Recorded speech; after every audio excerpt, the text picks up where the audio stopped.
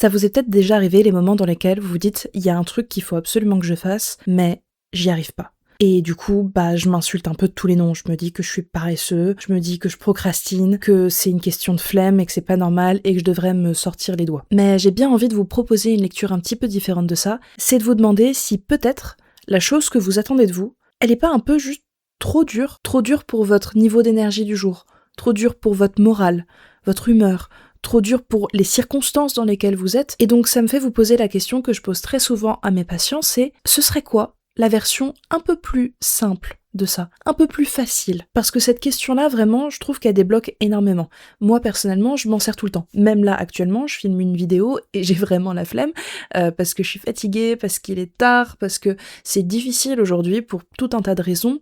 Et en fait, pour pouvoir réussir à trouver la motivation de filmer pour que mes vidéos sortent toutes les semaines, il a fallu que je me pose la question, comment est-ce que je pouvais rendre le fait de filmer plus simple? De me dire que j'allais filmer sur un sujet que je maîtrise bien, un conseil que je donne vraiment tout le temps, et donc j'ai pas besoin de beaucoup réfléchir pour en parler. Je me suis dit que j'allais faire un format plus court, pour que je mette moins de temps à le monter, et que d'ici demain, ce soit déjà tout prêt à être publié. Et que j'allais peut-être moins faire d'efforts en termes de mise en scène, parce que j'ai pas encore réussi à trouver le cadrage idéal dans cette nouvelle pièce, et donc que ça me demande beaucoup d'efforts, mais que peut-être tant pis, je vais accepter qu'il y ait des imperfections, et que ça va rendre ça plus simple. À chaque fois, en fait, je diminue le niveau de difficulté, jusqu'à en arriver au point où je peux y arriver. Et parfois, il y a des jours où je négocie avec moi-même encore plus que ça. Parce que là, techniquement, je m'en sors pas si mal et j'ai réussi à me motiver assez vite. Mais il y a des jours dans lesquels il faut que je négocie encore plus bas, encore plus facile, jusqu'à atteindre le point où, en fait, ce que je négocie avec moi-même, c'est juste de passer 30 secondes à réfléchir à une idée de vidéo, et que c'est la seule chose que je suis capable de faire ce jour-là, c'est 30 secondes de tentative de travail. Mais en fait, quand vous diminuez la difficulté de ce que vous avez à faire, l'avantage, c'est que vous sortez de l'inaction. Vous sortez de la position horizontale sur le canapé à vous dire « je devrais le faire » et je le fais pas. Parce que cet état-là, passif, à rien faire, en fait, il vous enferme. Il a vraiment un effet de sable mouvant, de marécage dans lesquels vous vous sentez nul, vous vous sentez incapable de mener la moindre initiative, et en fait, vous allez être de moins en moins capable de faire des choses parce que vous allez vous juger de plus en plus, et ce poids-là, de ce jugement-là, il peut vraiment énormément vous empêcher d'avancer. Alors que si vous rendez les choses plus simples, en diminuant cette difficulté, vous diminuez la friction, c'est-à-dire vous diminuez l'effort que ça va vous coûter de passer de 0 à 1, de tendre vers cette action-là. On diminue un maximum l'effort que ça vous coûte pour assurer le fait que vous alliez faire au moins un truc.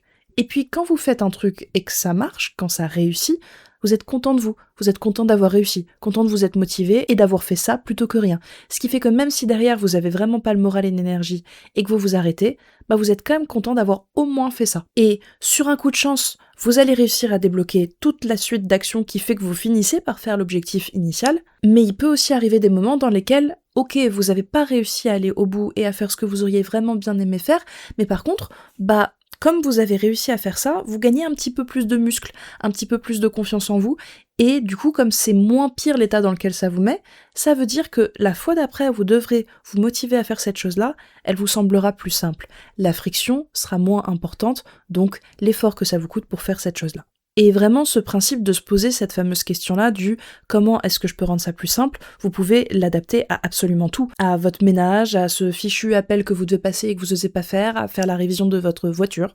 Il y a vraiment tout un tas de tâches comme ça et de choses que vous dites « il faudrait que j'ai le courage de le faire et de m'y mettre » et on n'y arrive pas. Donc, il y a des gens qui arrivent vraiment à se sortir les doigts du cul, à se dire « tant pis, j'ai pas le choix et j'y vais » et vous trouverez plein de conseils comme ça en ligne. Mais si ça fonctionne pas pour vous, le fait d'être violent avec soi-même, peut-être qu'il faut qu'on prenne ça par un virage détourné qui est justement celui de rendre les choses plus simples, de faciliter un maximum les choses. Et là, c'est pas juste en tant que thérapeute, c'est vraiment en tant qu'humaine que je vous le dis, puisque vous avez vu, je m'en sers moi-même tous les jours de cette astuce-là.